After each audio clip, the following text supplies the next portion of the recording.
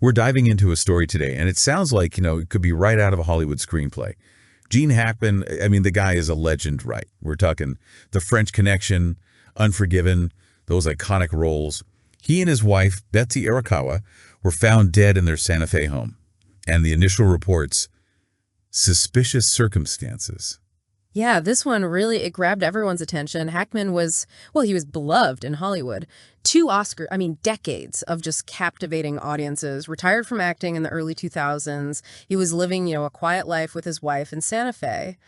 So, yeah, you can imagine the shock and intrigue when news of their death started circulating. And under those circumstances. Yeah, you're telling me it's not exactly your everyday headline. So Yeah. what happened? Like, what's the timeline the authorities have been able to put together? Well, the last time anyone saw Betsy Arakawa was on February 11th. She was running errands, and then, poof, nothing. No activity after that. Okay, so February 11th for Betsy. Yeah. Got it.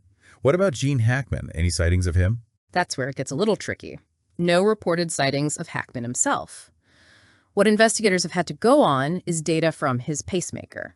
That suggests he probably died sometime around February 18th. So like a full week after his wife vanishes, basically. Mm. And they were both found when? February 26th. A maintenance worker found them. He noticed their door was open. Wow. Over a week. That's unsettling, to say the least. Yeah. I'm guessing the biggest question everyone has is, how did they die? Well, this is where things take another unexpected turn. The medical examiner says Betsy Arakawa died from hantavirus. Hantavirus. I've heard of that, but that's pretty rare, right? Extremely rare. It's a potentially fatal disease. You get it from rodent droppings. Yeah. And in New Mexico, where they live, there have only been 136 reported cases in the last 50 years. 136 cases in 50 years. Oh. Yeah, that's definitely rare. So what about Gene Hackman? His death, cardiovascular disease, Alzheimer's was listed as a contributing factor too. He tested negative for hantavirus. So two completely different causes of death. Okay, but if these were natural causes, why were things initially suspicious? There were just a few things that didn't sit right with the investigators. For one thing, they found pills scattered near Arakawa's body. Pills, like medication. Right. Turned out to be her thyroid medication. She had a prescription. But when they first saw them scattered like that, it added to that feeling that something was off. And where did they find Gene Hackman? He was in a mudroom off the kitchen. It looked like both he and his wife had fallen. Fallen.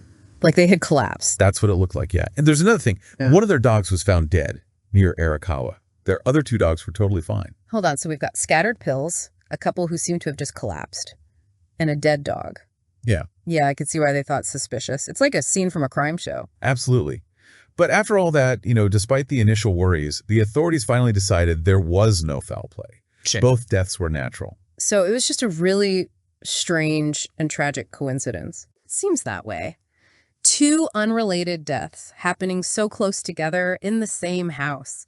Incredibly sad and honestly pretty bizarre. It really is a heartbreaking story. Yeah. And that hantavirus part, it just adds, another layer of mystery and even concern. You said it's super rare, but for those of us who don't really know much about it, can you explain what is exactly, how do you get it? Of course. Hantavirus is actually a whole family of viruses. They're mostly spread by, rodents, mainly deer mice here in North America. You can get infected a few ways: contact with their urine, droppings, or even saliva. The virus can also become airborne, in enclosed spaces where those things are present. So just breathing in contaminated air, you could get it. Yeah, exactly. And that's one reason why it's so important to be really careful when you're cleaning areas that might have had rodents. Like, don't sweep or vacuum. That can actually kick up those dust particles that have the virus in them. Wet cleaning is better, and using a good disinfectant. Good advice.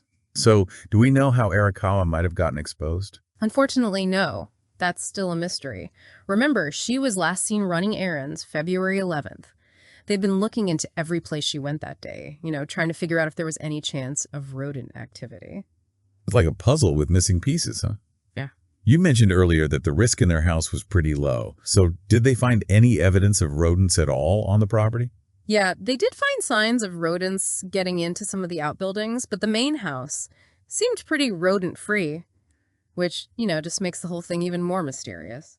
Yeah, it's still an open question, and a good reminder that even when you think things are safe, those hidden dangers are out there. Speaking of hidden dangers, what about the dog? The one that was found dead near Arakawa.